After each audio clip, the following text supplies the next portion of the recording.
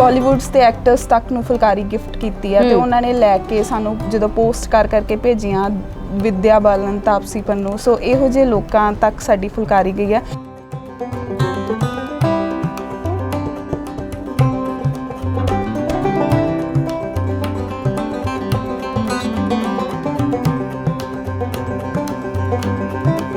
ਮੇਰੇ ਨਾਲ ਜਿੰਨਾ ਕਸਵਾਣੀਆਂ ਕੰਮ ਕਰਦੀਆਂ, ਜਿੰਨੀਆਂ ਬੀਬੀਆਂ, ਉਹਨਾਂ ਦਾ ਵੀ ਰੋਜ਼ੀ ਰੋਟੀ ਦਾ ਮਸਲਾ ਸੀ। ਉਹਨਾਂ ਦੇ ਰੋਜ਼ੀ ਰੋਟੀ ਦਾ ਮਸਲਾ ਸੀ। ਜੇ ਮੈਂ ਅੱਜ ਗੱਲ ਕਰਾਂ ਕਿ ਮੈਂ ਇਹਨੂੰ ਛੱਡ ਦੇਵਾਂ ਤੇ ਉਹ ਇੱਕਦਮ ਉਹ ਜਿਹੜੀ ਚੇਨ ਦੀ ਚੇਨ ਬਣੀ ਆ ਟੁੱਟ ਜਾਣੀ ਸੀ।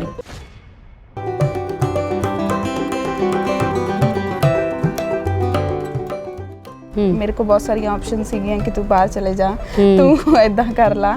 ਸੋ ਮੈਂ ਉਹਨਾਂ ਸਾਰਿਆਂ ਨੂੰ ਛੱਡ ਕੇ ਫੁਲਕਾਰੀ ਚੁਣੀ। ਗ੍ਰੈਜੂਏਸ਼ਨ ਕੀਤੀ ਤੇ ਮੈਂ MBA ਕਰਨੀ ਸੀ। ਉਦੋਂ ਮੇਰੇ ਕੋਲ ਫਾਈਨੈਂਸ਼ੀਅਲ ਪ੍ਰੋਬਲਮ ਸੀਗੀ ਜਦੋਂ ਮੈਂ ਇਹਨੂੰ ਸਟਾਰਟ ਕਰ ਲਿਆ। ਪਰ ਜਦੋਂ ਮੈਂ MBA ਦੇ ਵੱਲ ਟਰਨ ਹੋਈ ਕਿ MBA ਮੈਨੂੰ ਕਰਨੀ ਆ, 2019 ਦੇ ਵਿੱਚ MBA ਮੈਨੂੰ ਕੰਪਲੀਟ ਕਰਨੀ ਆ, ਉਸ ਟਾਈਮ ਇਹ ਬਿਜ਼ਨਸ ਐਸਟੈਬਲਿਸ਼ ਸੀਗਾ, ਇਹਨੂੰ ਮੈਂ ਛੱਡ ਨਹੀਂ ਸੀ ਸਕਦੀ ਤੇ ਮੈਂ MBA ਨਾਲ ਦੇ ਨਾਲ ਇਹਨੂੰ ਕੰਪਲੀਟ ਕੀਤੀ। ਫੁਲਕਾਰੀ ਮੇਰੀ ਰੰਗਲੀ ਰੰਗ ਟੁਕਾਏ ਠੀਕ, ਛੇਤੀ ਦਰਸ਼ਨ ਦੇਵ ਨੇ ਮੈਂ ਰਹੀ ਉਡੀਕ। ਸਤਿ ਸ਼੍ਰੀ ਅਕਾਲ ਜੀਆਨੂੰ, ਰੇਡੀਓ ਸਪਾਈਸ ਦੇਖ ਰਹੇ ਸਾਰੇ ਸਰੋਤਿਆਂ ਦਾ ਨਿੱਘਾ ਸਵਾਗਤ। ਫੁਲਕਾਰੀ ਯਾਨੀ ਫੁੱਲ ਕੱਢਣੇ ਇੱਕ ਇਹੋ ਜਿਹੀ ਕਲਾ ਜੋ ਸਾਡੇ ਪੰਜਾਬ ਦੀ ਪਛਾਣ ਹੈ, ਜੋ ਸਾਡੀ ਵਿਰਾਸਤ ਹੈ। ਫੁਲਕਾਰੀ ਜੋ ਪੰਜਾਬ ਦੀਆਂ ਔਰਤਾਂ, ਪੰਜਾਬ ਦੀਆਂ ਕੁੜੀਆਂ ਦਾ ਇੱਕ ਮਾਣ ਮੱਤਾ ਇਤਿਹਾਸ ਲੈ ਕੇ ਬੈਠੀ ਹੋਈ ਹੈ। ਇਹਨੂੰ ਸਿਰਫ ਤੁਸੀਂ ਚੁੰਨੀ ਨਹੀਂ ਆਖ ਸਕਦੇ, ਇਹ ਫੁਲਕਾਰੀ ਇੱਕ ਬਹੁਤ ਸ਼ਾਨਦਾਰ ਕਲਾ ਹੈ ਜਿਹਦੇ ਵਿੱਚ ਵਣਜਾਰਾ ਬੇਦੀ ਇਹ ਗੱਲ ਕਹਿੰਦੇ ਨੇ ਕਿ ਇਹਦੇ 'ਚ ਸਿਰਫ ਮੁੜਕਾਂ ਹੀ ਨਹੀਂ ਬਲਕਿ ਨਿੱਜੀ ਵਲਵਲੇ ਤੇ ਭਾਵਨਾਵਾਂ ਵੀ ਸ਼ਾਮਲ ਨੇ। ਸੋ ਅੱਜ ਸਾਡੇ ਨਾਲ ਬੜੇ ਹੋਏ ਨੇ ਜੀ ਮਨਪ੍ਰੀਤ ਕੌਰ, ਜਿਨ੍ਹਾਂ ਨੇ ਫੁਲਕਾਰੀ ਦੀ ਇਸ ਅਮੀਰ ਵਿਰਾਸਤ ਨੂੰ ਨਾ ਸਿਰਫ ਸੰਭਾਲ ਕੇ ਰੱਖਿਆ ਹੈ ਬਲਕਿ ਦੇਸ਼ਾਂ ਵਿਦੇਸ਼ਾਂ ਦੇ ਵਿੱਚ ਮਸ਼ਹੂਰ ਵੀ ਕੀਤਾ ਹੈ। ਸਤਿ ਸ਼੍ਰੀ ਅਕਾਲ ਮਨਪ੍ਰੀਤ ਜੀ। ਮਨਪ੍ਰੀਤ, ਇਹ ਫੁਲਕਾਰੀਆਂ ਦੇ ਨਾਲ ਤੁਸੀਂ ਆਪਣੀ ਇੱਕ ਪਛਾਣ ਬਣਾਈ ਹੈ। ਅੱਜ ਜਿਹੜਾ ਵੀ ਜਾਣਦਾ ਹੈ ਮਨਪ੍ਰੀਤ ਨੂੰ ਫੁਲਕਾਰੀ ਦੇ ਨਾਮ ਤੋਂ ਜਾਣਦਾ ਹੈ। ਇਹ ਪਛਾਣ ਕਿਵੇਂ ਬਣੀ? ਇਹ ਸ਼ੁਰੂਆਤ ਅਸੀਂ ਕੀਤੀ ਸੀ ਆਪਣੇ ਕੰਮ ਤੋਂ ਕਿ ਸਾਡੀ ਫਾਈਨੈਂਸ਼ੀਅਲ ਪ੍ਰੋਬਲਮ ਸੀਗੀ ਤੇ ਅਸੀਂ ਉਹਦੇ ਤੋਂ ਆਪਣਾ ਸ਼ੁਰੂਆਤ ਕੀਤਾ ਸੀਗਾ। ਪਰ ਹੌਲੀ ਹੌਲੀ ਇਹ ਪਿੰਡਾਂ ਦੇ ਨਾਲ ਜੁੜ ਗਈ ਤੇ ਅੱਜ 200 ਸਵਾਣੀਆਂ ਤੱਕ ਜਿਹੜਾ ਹੈ ਰੁਜ਼ਗਾਰ ਪਹੁੰਚਾ ਰਹੀ ਹੈ। ਤੁਹਾਡਾ ਇਹ 200 ਸਵਾਣੀਆਂ ਤੱਕ ਦਾ ਜੋ ਸਫ਼ਰ ਹੈ, ਇਹ ਸ਼ੁਰੂਆਤ ਕਿੰਨਿਆਂ ਤੋਂ ਹੋਈ ਸੀ? ਇਹ ਸ਼ੁਰੂਆਤ ਸਾਡੇ ਘਰ ਤੋਂ ਹੀ ਹੋਈ ਸੀ। ਅਸੀਂ ਮਾਵਾਂ ਧੀਆਂ 3 ਜਣੀਆਂ ਤੇ ਸ਼ੁਰੂਆਤ ਸਾਡੀ 3 ਤੋਂ ਹੋਈ ਸੀਗੀ। ਪਰ ਜਦੋਂ ਸ਼ੁਰੂਆਤ ਕੀਤੀ ਤੇ ਉਦੋਂ ਮਤਲਬ ਜਦੋਂ ਸਾਨੂੰ ਆਰਡਰਸ ਆਉਣੇ ਸ਼ੁਰੂ ਹੋ ਗਏ ਹੌਲੀ ਜਿਸ ਤਰ੍ਹਾਂ 5 ਦਾ ਆ ਗਿਆ, 10 ਦਾ ਆ ਗਿਆ, 1 ਮਹੀਨੇ ਦੇ ਵਿੱਚ ਉਹ ਸਾਨੂੰ ਟਾਈਮ ਦਿੰਦੇ ਸੀ ਕਿ 15 ਦਿਨ 20 ਦਿਨ, 1 ਮਹੀਨੇ ਦੇ ਵਿੱਚ ਅਸੀਂ 3 ਹੀ ਫੁਲਕਾਰੀਆਂ ਕੱਢ ਸਕਦੇ ਸੀਗੇ। ਤੇ ਫਿਰ ਅਸੀਂ ਹੌਲੀ ਜਿਸ ਤਰ੍ਹਾਂ ਪਿੰਡ ਦੇ ਸਰਪੰਚ ਨੂੰ ਕਿਹਾ ਤੇ ਫਿਰ ਹੌਲੀ ਪਿੰਡਾਂ ਦੇ ਪਿੰਡ ਜੋੜੇ ਤੇ ਅੱਜ ਸਾਡੇ ਕੋਲ ਤਕਰੀਬਨ 25-26 ਪਿੰਡ ਜਿਹੜੇ ਕੰਮ ਕਰਦੇ। ਸੋ ਜੀ, ਫੁਲਕਾਰੀ ਦੇ ਨਾਲ ਤੁਸੀਂ ਨਾ ਸਿਰਫ ਖੁਦ ਆਪਣੇ ਆਪ ਨੂੰ ਇੱਕ ਬਹੁਤ ਹੀ ਵਧੀਆ ਐਂਟਰਪ੍ਰੈਨਿਓਰ ਬਣਾਇਆ ਹੈ ਨਾ, ਇਹਦੇ ਨਾਲ ਬਿਜ਼ਨਸ ਦੇ ਨਾਲ ਤੁਸੀਂ ਬਹੁਤ ਸਾਰੀਆਂ ਸਵਾਣੀਆਂ ਨੂੰ ਵੀ ਕੰਮ ਦਿੱਤਾ, ਉਹਨਾਂ ਨੂੰ ਰੁਜ਼ਗਾਰ ਦਿੱਤਾ ਹੈ। ਜੇ ਮੈਂ ਫੁਲਕਾਰੀ ਦੀ ਗੱਲ ਕਰਾਂ ਤੇ ਮੇਰੇ ਵਰਗੀਆਂ ਬਹੁਤ ਸਾਰੀਆਂ ਬੀਬੀਆਂ ਜਦੋਂ ਜਾਂਦੀਆਂ ਨੇ ਸ਼ਹਿਰਾਂ ਦੇ ਵਿੱਚ ਤੇ ਫੁਲਕਾਰੀ ਦੇ ਨਾਮ ਤੇ ਉਹਨਾਂ ਨੂੰ ਠੱਗਿਆ ਵੀ ਜਾਂਦਾ ਹੈ, ਮਸ਼ੀਨੀ ਕਢਾਈ ਉਹਨਾਂ ਨੂੰ ਦੇ ਦਿੱਤੀ ਜਾਂਦੀ ਹੈ। ਪਰ ਅਸਲ ਇਹ ਹੱਥ ਨਾਲ ਕੱਢੀ ਹੋਈ ਕਢਾਈ ਅਸੀਂ ਦੇਖ ਪਾ ਰਹੇ ਹਾਂ, ਆਪਣੇ ਦਰਸ਼ਕਾਂ ਨੂੰ ਵੀ ਦਿਖਾਉਣਾ ਚਾਹਾਂਗੇ। ਸੋ ਇਹ ਜਿਹੜੀ ਫੁਲਕਾਰੀ ਹੈ ਇਹਦੇ ਵਿੱਚ ਬਹੁਤ ਹੀ ਜ਼ਿਆਦਾ ਮਿਹਨਤ ਲੱਗਦੀ ਹੈ। ਕਿੰਨਾ ਕੁ ਸਮਾਂ ਲੱਗ ਜਾਂਦਾ ਹੈ? ਇਹ 2-2.5 ਮਹੀਨੇ, ਜੇ ਮੈਂ ਬਾਗ ਦੀ ਗੱਲ ਕਰਾਂ 2-2.5 ਮਹੀਨੇ, ਜਿਸ ਤਰ੍ਹਾਂ ਪਿੱਛੇ ਤੁਹਾਡੇ ਬਾਗ ਹੈ, ਇਹ 2-2.5 ਮਹੀਨੇ ਮਿਨੀਮਮ ਲੈ ਜਾਂਦੇ ਆ। ਜ਼ਿਆਦਾ ਤੋਂ ਜ਼ਿਆਦਾ ਸੰਘਣਾ ਬਾਗ 4 ਮਹੀਨੇ ਵੀ ਲੈ ਜਾਂਦਾ ਹੈ। ਇਹ ਸਾਡੇ ਆਪਣੇ ਤੇ ਅਸੀਂ ਸਮਾਂ ਕਿੰਨਾ ਦਿੰਨੇ ਆ ਤੇ ਜਿਹੜੀ ਫੁਲਕਾਰੀ ਆ ਉਹ ਘੱਟੋ ਘੱਟ 1-1.5 ਮਹੀਨਾ ਤੇ ਲਾਈ ਜਾਂਦੀ ਹੈ। ਫੁੱਲਾਂ ਦੇ ਨਾਲ ਹੀ ਇੱਕ ਬਾਗ ਸੋਹੰਦਾ ਹੈ ਔਰ ਫੁਲਕਾਰੀ ਦੇ ਵਿੱਚ ਵੀ ਬਾਗ ਦੀਆਂ ਬਹੁਤ ਸਾਰੀਆਂ ਕਿਸਮਾਂ ਨੇ। ਤੁਸੀਂ ਇਹਨੂੰ ਵੀ ਬਾਗ ਕਿਹਾ, ਇਹਨੂੰ ਵੀ ਬਾਗ ਕਿਹਾ, ਉਹਨੂੰ ਵੀ ਬਾਗ ਕਿਹਾ, ਇਹ ਤਰ੍ਹਾਂ ਦੇ ਬਾਗ ਨੇ। ਲੇਕਿਨ ਜੇ ਮੈਂ ਦੇਖ ਪਾਵਾਂ ਤੇ ਦਰਸ਼ਕ ਵੀ ਦੇਖ ਪਾ ਰਹੇ ਨੇ, ਇਸ ਬਾਗ ਦੀ ਕਢਾਈ ਵੱਖਰੀ ਹੈ, ਇਸ ਬਾਗ ਦੀ ਕਢਾਈ ਵੱਖਰੀ ਹੈ, ਇਸ ਬਾਗ ਦੀ ਕਢਾਈ ਵੱਖਰੀ ਹੈ। ਸੋ ਇਹ ਕਿੰਨੀਆਂ ਕੁ ਕਿਸਮਾਂ ਨੇ ਫੁਲਕਾਰੀ ਦੀਆਂ? ਇਹਦੇ 'ਚ 13-14 ਕਿਸਮਾਂ ਆ ਜਾਂਦੀਆਂ ਜਿਨ੍ਹਾਂ ਤੇ ਅਸੀਂ ਰਿਸਰਚ ਕਰਦੇ ਹਾਂ ਤੇ ਹਜੇ ਫਿਲਹਾਲ ਕੰਮ ਕਰਦੇ ਹਾਂ। ਜਿਸ ਤਰ੍ਹਾਂ ਇਹ ਤੁਹਾਡੇ ਸਾਹਮਣੇ ਕੌਡੀ ਬਾਗ ਬਣਿਆ ਹੋਇਆ, ਬਰੀ ਦਾ ਬਾਗ ਹੋ ਗਿਆ, ਜਿਸ ਤਰ੍ਹਾਂ ਸਤਰੰਗੀ ਬਾਗ ਹੋ ਗਿਆ, ਚੋਬ ਹੋ ਗਿਆ, ਇਹੋ ਜਿਹੇ ਬਹੁਤ ਸਾਰੇ ਜਿਹੜੇ ਆ, ਕੜਵੰਜੀ ਬਾਗ, ਬਹੁਤ ਸਾਰੇ ਬਾਗ ਜਿਹੜੇ ਆ। ਜਿਸ ਤਰ੍ਹਾਂ ਇਹ ਵੈਸਟ ਦਾ ਬਾਗ ਆ ਜਾਂਦਾ, ਇਹ ਪੰਜਾਬ, ਆਪਣੇ ਪੰਜਾਬ ਨਹੀਂ ਪਾਕਿਸਤਾਨ ਵਾਲੇ ਪੰਜਾਬ ਦਾ ਬਾਗ ਲੱਗਾ ਹੈ ਲਹਿੰਦੇ ਪੰਜਾਬ ਦਾ ਜਿਹੜਾ ਇਹ ਡਿਜ਼ਾਈਨ ਆ ਤੇ ਅਸੀਂ ਉਹਦੇ ਤੇ ਵਰਕ ਕਰਦੇ ਹਾਂ। ਸੋ ਇਸ ਤਰ੍ਹਾਂ ਬਹੁਤ ਸਾਰੇ ਜਿਹੜੇ ਡਿਜ਼ਾਈਨ ਆ, ਇਹ ਪੰਜਾਬ ਜਦੋਂ ਰੈਲੇਵੈਂਟ ਸੀਗਾ 1947 ਦੀ ਵੰਡ ਤੋਂ ਪਹਿਲਾਂ, ਉਦੋਂ ਦੇ ਬਾਗਾਂ ਤੇ ਅਸੀਂ ਜਿਹੜਾ ਜ਼ਿਆਦਾ ਕੰਮ ਕੀਤਾ, ਉਹਨਾਂ ਡਿਜ਼ਾਈਨਾਂ ਤੇ ਜ਼ਿਆਦਾ ਜਿਹੜਾ ਕੰਮ ਕਰਦੇ ਹਾਂ। ਤਕਰੀਬਨ 12-13 ਬਾਗਾਂ ਤੇ ਅਸੀਂ ਰੂਟੀਨ ਨਾਲ ਕੰਮ ਕਰਦੇ ਹਾਂ। ਜਿਸ ਤਰ੍ਹਾਂ 52 ਬਾਗ ਅਸੀਂ 52 ਡਿਜ਼ਾਈਨਾਂ ਵਾਲਾ ਬਾਗ ਬਣਾਉਂਦੇ ਹਾਂ। ਇਹੋ ਜਿਹੇ ਬਾਗ ਜਿਹੜੇ ਕਿ ਸਾਡੇ ਰੈਗੂਲਰ ਜਾਂਦੇ ਆ, ਅਸੀਂ ਉਹਨਾਂ ਤੇ ਕੰਮ ਕਰਦੇ। ਸਭ ਤੋਂ ਜ਼ਿਆਦਾ ਡਿਮਾਂਡ ਕਿਹਦੀ ਰਹਿੰਦੀ ਹੈ? ਸਾਡੇ ਕੋਲ ਕੌਡੀ ਬਾਗ ਦੀ ਤੇ 52 ਬਾਗ ਉਹਦੇ ਚ ਸਾਰੇ ਡਿਜ਼ਾਈਨ ਆ ਜਾਂਦੇ ਆ। 52 ਦੇ 52 ਡਿਜ਼ਾਈਨ ਜਿਹੜੇ ਫੁਲਕਾਰੀ ਦੇ ਹੁੰਦੇ ਆ ਅਲੱਗ-ਅਲੱਗ, ਉਹ ਆ ਜਾਂਦੇ ਆ ਜੀ। ਸੋ ਕਦੇ ਇਹਨੂੰ ਬਣਾਉਣ ਦੇ ਵਿੱਚ ਕਿਸੇ ਤਰ੍ਹਾਂ ਦੀ ਮੁਸ਼ਕਲ ਦਾ ਸਾਹਮਣਾ ਕਰਨਾ ਪਿਆ ਹੋਵੇ? ਇਹਨੂੰ ਬਣਾਉਣ ਦੇ ਵਿੱਚ ਮੁਸ਼ਕਲ ਦਾ ਸਾਹਮਣਾ ਇਹ ਹੈ ਕਿ ਇਹ ਸਮਾਂ ਮੰਗਦੀ ਹੈ ਚੀਜ਼, ਤੇ ਸਬਰ ਬਹੁਤ ਮੰਗਦੀ ਹੈ। ਇਹ ਚੀਜ਼ ਇਹ ਨਹੀਂ ਹੈਗੀ ਕਿ ਆਪਾਂ ਇੱਕ ਦਿਨ ਸ਼ੁਰੂ ਕੀਤੀ ਤੇ ਅੱਜ ਖਤਮ, ਸ਼ਾਮ ਤੱਕ ਹੋ ਜੂਗੀ, ਜਾਂ ਮਤਲਬ ਮੈਂ 1-2 ਮਹੀਨੇ ਲਾ ਕੇ ਖਤਮ ਹੋ ਜੂਗੀ। ਬਾਗ ਤੁਹਾਡਾ ਸਬਰ ਮੰਗਦਾ, ਜੇ ਸਬਰ ਹੈਗਾ ਤੇ ਉਨੀ ਚੀਜ਼ ਸੋਹਣੀ ਉੱਭਰ ਕੇ ਜਿਹੜੀ ਆਉਂਦੀ ਹੈ। ਬਾਗ ਸਬਰ ਮੰਗਦਾ ਹੈ, ਪਰ ਅੱਜ ਕੱਲ੍ਹ ਦਾ ਮਸ਼ੀਨੀ ਯੁੱਗ ਹੈ, ਸੋ ਸਬਰ ਘੱਟ ਹੀ ਆ ਲੋਕਾਂ ਦੇ ਵਿੱਚ। ਸੋ ਮਸ਼ੀਨੀ ਯੁੱਗ ਦੇ ਆਉਣ ਦੇ ਨਾਲ, ਜਿਵੇਂ ਕਿ ਮੈਂ ਕਿਹਾ ਕਿ ਸ਼ਹਿਰਾਂ ਦੇ ਵਿੱਚ ਇੱਦਾਂ ਹੁੰਦਾ ਹੈ ਕਿ ਸਾਨੂੰ ਮਸ਼ੀਨੀ ਕਢਾਈ ਬੜੇ ਆਰਾਮ ਦੇ ਨਾਲ ਮਿਲ ਜਾਂਦੀ, ਸਾਨੂੰ ਉਹਦੇ ਨਾਂ ਤੇ ਕਿਹਾ ਜਾਂਦਾ ਹੈ ਵੀ ਫੁਲਕਾਰੀ ਹੈ, ਅਸੀਂ ਉਸੇ ਨੂੰ ਹੀ ਫੁਲਕਾਰੀ ਸਮਝ ਬੈਠਦੇ ਹਾਂ। ਸੋ ਉਸ ਮਸ਼ੀਨੀ ਯੁੱਗ ਦੇ ਆਉਣ ਦੇ ਨਾਲ ਕਿੰਨੀ ਕੁ ਢਾਹ ਲੱਗੀ ਹੈ? ਬਹੁਤ ਜ਼ਿਆਦਾ ਢਾਹ, ਕਿਉਂਕਿ ਲੋਕਾਂ ਨੂੰ ਸਮਝਾਉਣਾ ਬਹੁਤ ਔਖਾ ਹੋ ਗਿਆ। ਅੱਜ ਕੱਲ੍ਹ ਦੀ ਜਿਹੜੀ ਸਾਡੇ ਵਾਲੀ ਪੀੜ੍ਹੀ ਹੈ, ਜਿਹੜੀ ਯੰਗ ਜਨਰੇਸ਼ਨ ਆ, ਇਹਨਾਂ ਨੂੰ ਤੇ ਸਮਝਾਉਣਾ ਬਹੁਤ ਔਖਾ ਹੈ। ਉਹਨਾਂ ਨੇ ਉਹ ਕਹਿੰਦੇ ਕਿ ਅਸੀਂ 1-2 ਦਿਨ ਤੇ ਫੁਲਕਾਰੀ ਲੈਣੀ, ਅਸੀਂ ਇੰਨੀ ਕੋਸਟਲੀ ਕਿਉਂ ਲਈਏ? ਕਿਉਂਕਿ ਇਹ ਸਾਡੀ ਜਿਹੜੀ ਹੈ 4000-5000 ਤੋਂ ਜਿਹੜੀ ਹੈ ਫੁਲਕਾਰੀ ਸ਼ੁਰੂ ਹੁੰਦੀ ਹੈ, ਬਾਗ ਸਾਡੇ 10000 ਤੋਂ ਸਟਾਰਟ ਹੋ ਜਾਂਦੇ ਆ। ਉਹਨਾਂ ਨੂੰ ਲੱਗਦਾ ਹੈ ਕਿ ਅਸੀਂ ਇੰਨੀ ਮਹਿੰਗੀ ਚੀਜ਼ ਕਿਉਂ ਲਈਏ, ਕਿਉਂਕਿ ਅਸੀਂ ਸ਼ੌਂਕੀਆ ਲੈਣੀ ਆ। ਤੇ ਮਸ਼ੀਨੀਕਰਨ ਸਸਤੀ ਹੁੰਦੀ ਆ, 500-600 ਦੀ ਹੁੰਦੀ ਆ, ਤੇ ਪੰਜਾਬ ਦੇ ਵਿੱਚ ਲੋਕ ਜ਼ਿਆਦਾ ਉਹਦੇ ਵੱਲ ਪ੍ਰਫੁੱਲਤ ਹੁੰਦੇ। ਵੈਸੇ ਵੀ ਚੁੰਨੀਆਂ ਦਾ, ਫੁਲਕਾਰੀਆਂ ਦਾ ਦੌਰ ਪੰਜਾਬ ਚੋਂ ਖਤਮ ਹੋ ਕੇ ਵਿਦੇਸ਼ਾਂ ਵੱਲ ਮੂਵ ਹੋ ਗਿਆ ਜੀ। ਵਿਦੇਸ਼ੀ ਜਿਹੜੇ ਆ ਸਾਡੇ ਵਿਦੇਸ਼ੀ ਜਿਹੜੇ ਪੰਜਾਬੀ ਆ, ਉਹ ਸਾਡਾ ਜ਼ਿਆਦਾ ਇਹਨਾਂ ਚੀਜ਼ਾਂ ਦਾ ਮਾਨ ਸਤਿਕਾਰ ਕਰਦੇ ਆ, ਨਾ ਕਿ ਪੰਜਾਬ ਦੇ। ਇਹ ਮੇਰਾ ਵੀ ਪਰਸਨਲ ਐਕਸਪੀਰੀਅੰਸ ਹੈ। ਮੈਨੂੰ ਵੀ ਨਿਊਜ਼ੀਲੈਂਡ ਤੋਂ ਕਾਲ ਆਈ ਸੀ, ਕਹਿੰਦੇ ਕਿ ਸਾਨੂੰ ਤਾਂ ਨਾ ਉਹੀ ਬਾਗ ਚਾਹੀਦਾ ਜੋ ਹੱਥੀਂ ਕੱਢਦੀਆਂ ਨੇ।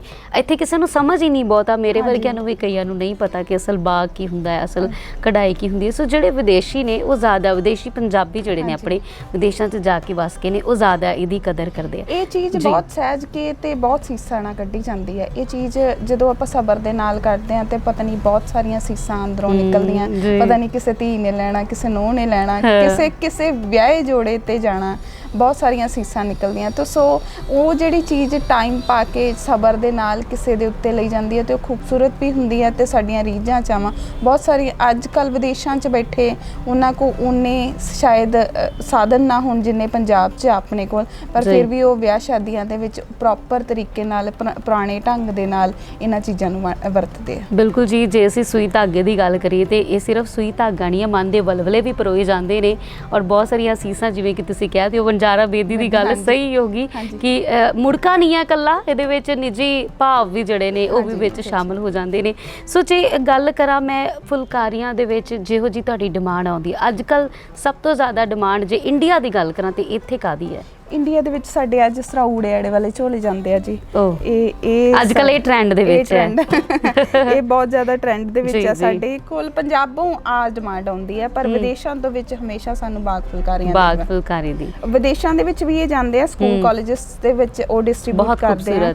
ਤੇ ਪਰ ਇਹ ਹੈ ਕਿ ਪੰਜਾਬ 'ਚ ਇਹ ਸਭ ਤੋਂ ਸਸਤੇ ਰੇਟ ਦੇ ਵਿੱਚ 600 ਰੁਪਏ ਦਾ ਇੱਕ, ਤੇ ਇਹ ਪੰਜਾਬ ਤੋਂ ਸਾਨੂੰ ਇਹ ਡਿਮਾਂਡ ਆਉਂਦੀ ਹੈ। ਬਾਕੀ ਬਾਗ ਫੁਲਕਾਰੀਆਂ ਸਾਡੀ ਵਿਦੇਸ਼ਾਂ 'ਚ ਜਾਂਦੀਆਂ। ਪੱਖੀਆਂ ਵੀ ਹੁਣ ਇਨਵਰਟਰ ਦੇ ਜ਼ਮਾਨੇ ਦੇ ਵਿੱਚ ਕੋਈ ਪੱਖੀਆਂ ਤੇ ਨਹੀਂ ਲੈਂਦਾ, ਪਰ ਜੇ ਦੇਖਿਆ ਜਾਵੇ ਤਾਂ ਇਹ ਹੱਥੀਂ ਕੱਢੀ ਹੋਈ ਪੱਖੀ ਆ। ਮੈਨੂੰ ਅੱਜ ਵੀ ਚੇਤਾ ਆ, ਮੇਰੀ ਦਾਦੀ ਸਾਂਭ ਕੇ ਰੱਖਦੀ ਸੀ, ਤੇ ਜੇ ਕਿਤੇ ਸਾਡੇ ਵਰਗਿਆਂ ਨੇ ਸ਼ਰਾਰਤ ਕਰਨੀ ਤੇ ਇਹਦੇ ਨਾਲ ਹੀ ਮਾਰਨਾ, ਉਹਨੇ ਪਲੰਗੀਰੀ ਤੇ ਬੈਠੀ ਹੋਈ।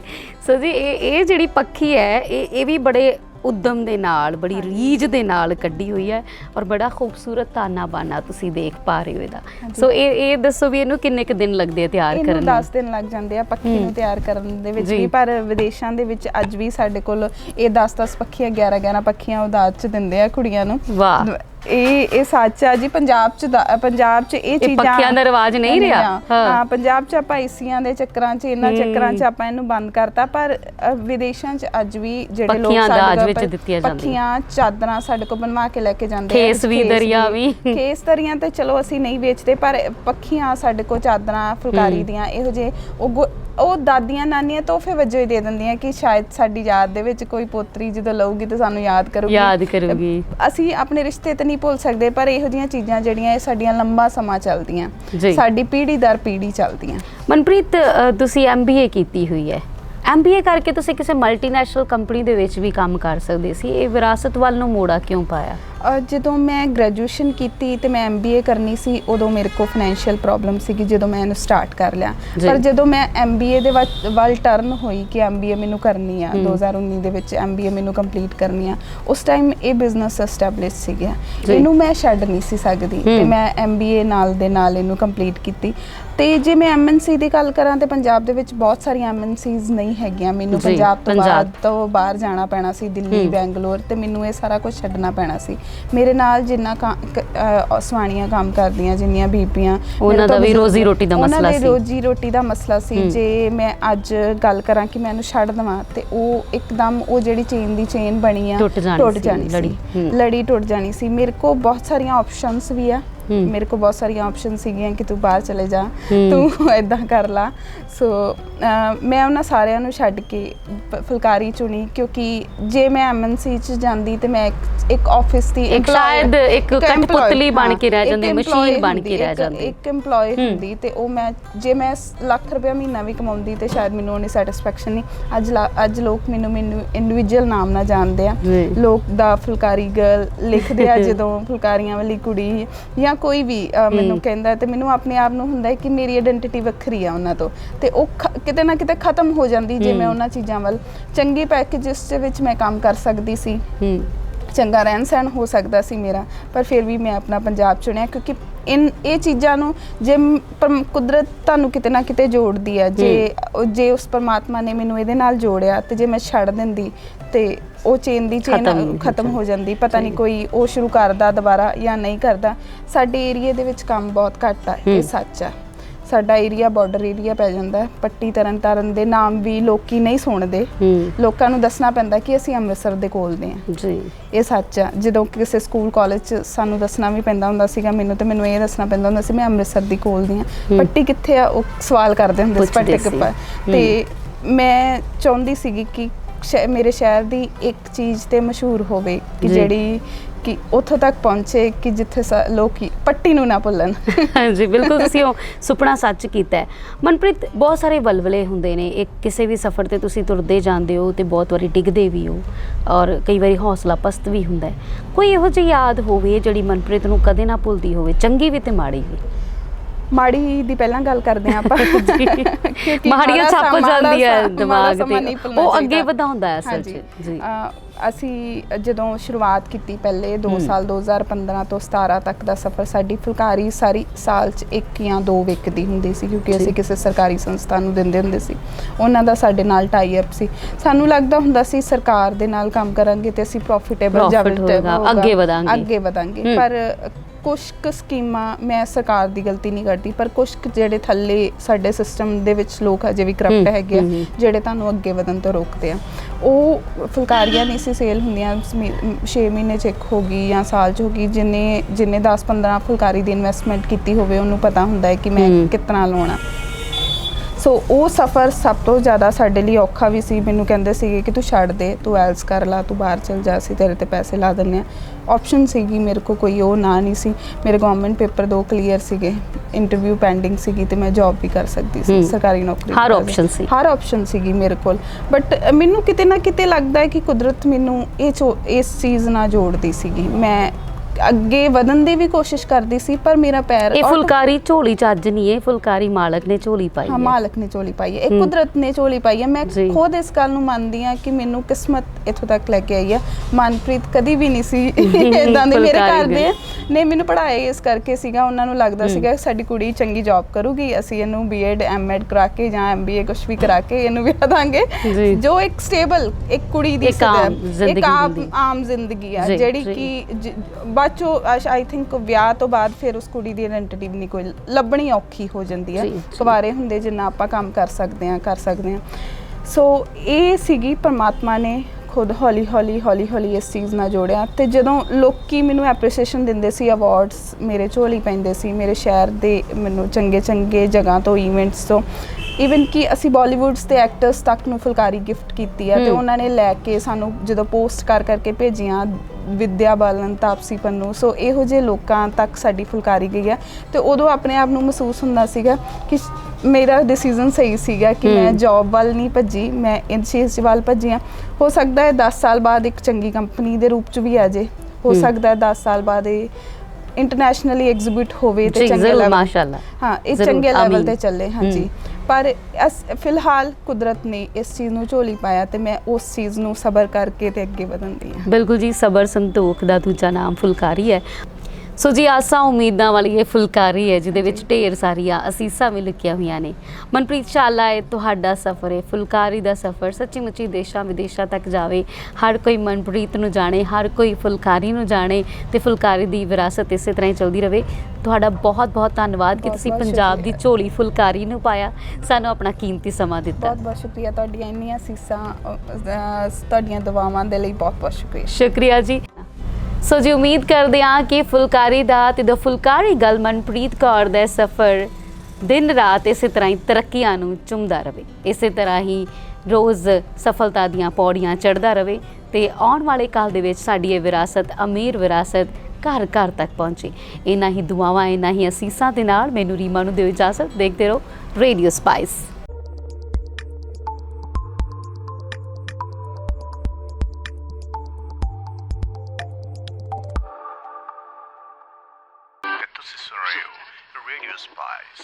Subscribe now and press the bell icon.